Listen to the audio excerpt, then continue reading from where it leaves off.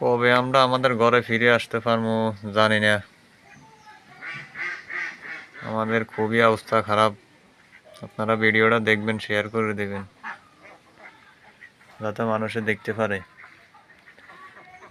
আজ কালকে রাত্রে মেঘ হয় নাই, এই কারণে আপনাদের একটু পানি কমছে। একবারে এই গ্যালাস সমান সমান পানি আছিল। সব শেষ, সব বরবাদ হয়ে গেছে, একবারে সব শেষ হয়ে গেছে। সামনে একবারে ভরপুর পানি, রোড একবারে রোড ফুরে গেছে পানি, পুরা রোড পুরা।